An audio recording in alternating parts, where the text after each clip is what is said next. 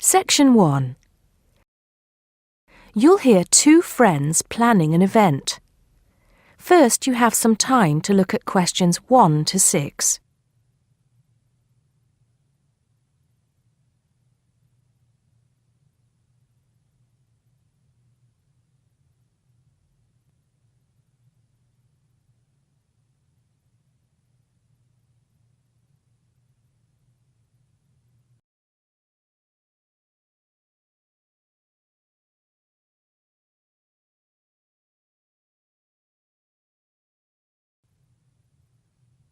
You'll see that there is an example which has been done for you.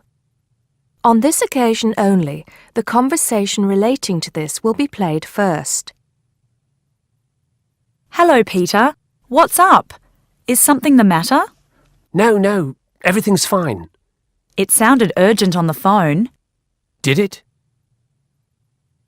Joan said the situation had sounded urgent when they spoke on the phone. So, on the phone has been written as the answer to the question. Now we shall begin. You should answer the questions as you listen because you will not hear the recording a second time. Listen carefully and answer questions 1 to 6. Hello, Joan. I'm glad you could come. Hello, Peter. What's up? Is something the matter? No, everything's fine. It sounded urgent on the phone. Did it? It's just that I've had this idea and I wanted to see how soon we could get it off the ground. Well, don't keep me in suspense. You know they're planning to close down the local clinic. It was in the newspaper yesterday, but most people have actually known for some time. Well, I thought we should do something about it. What did you have in mind? I thought we could organise a charity event and donate the money to the clinic. I know it doesn't sound like much, but it will show the local council how we feel and that we mean business. That'll take quite a lot of organising. Why don't we just hold a protest outside the town hall? A protest would take just as much organisation as an event like this. Besides, I think fewer people would turn up. A village fair or something like that would attract more people and get money for the clinic. People are more generous when they're enjoying themselves. OK then, it sounds good to me. How do we start? First, we put our heads together and come up with a list of people who'll be willing to help and people who can provide us with some of the things we need. For example, we might need a caterer to provide refreshments, a rock band for entertainment, tents and so on.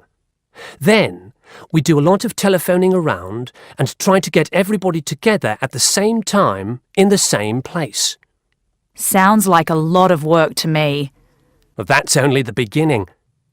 First things first, though. Let's decide now on who to get to the initial meeting and where and when to hold it. Fine. Well, the village hall would be the best place to have the meeting. It's not as big as the youth club, but it's warmer. There'll be no problem getting permission to use it, but I suppose it depends on how many people we invite. We don't want too many, otherwise the meeting will go on too long and nothing will get decided. But the village hall is a good idea. It's more official than having it in someone's living room. How many? 6 or 8 people to start with? 10 at the most? OK, now we have to decide on a suitable day and time. Suitable to everybody, I mean. A Saturday or Sunday would seem to be the best choice because people aren't at work on those days. But they may not like the idea of giving up a part of their weekend for a meeting. Unless we persuade them it's for a good cause, or that it's to their advantage, and that it'll all be a lot of fun. We'll provide refreshments, of course. What if some don't want to give up their weekend? Then we'll give them an alternative. Say, one evening in the week after everybody's finished work. We'll see which is the most acceptable to them. Then book the hall. I can do the refreshments for the meeting. I'll get Darren and Maggie to help me. I'm sure they'll be more than willing. Before you hear the rest of the conversation, You have some time to look at questions 7 to 10.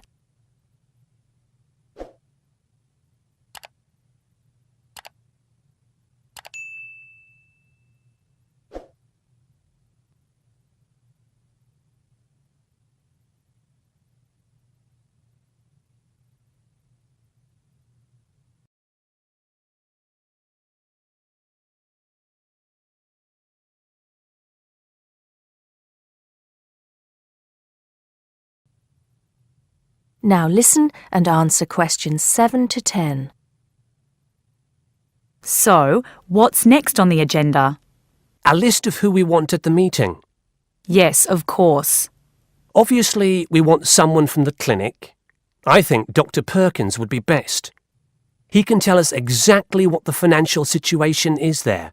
You know, how much money it takes to keep the place running, and how important it is for the community to have the clinic.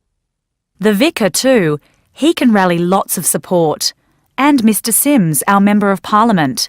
He is very busy, but I think I can persuade him to come, or get his wife to persuade him to come. I see her quite a lot socially.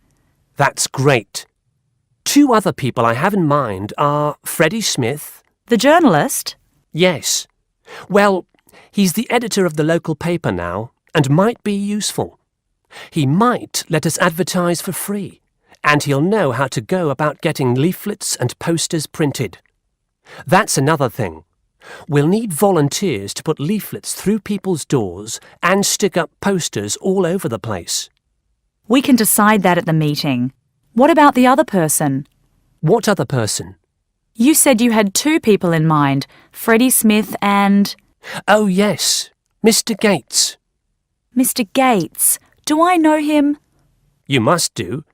He owns Greatfields Farm. We need a large area to hold the fete. Right. So how many have we got then? 7 or 8? There's Dr. Perkins, Mr. Sims, that journalist. Freddie Smith, you mean? Yes, him. And the vicar and Mr. Gates, the farmer. That's only 5. There's you and me, that's 7. That will do for now. Let's start making phone calls. That is the end of section 1. You now have half a minute to check your answers.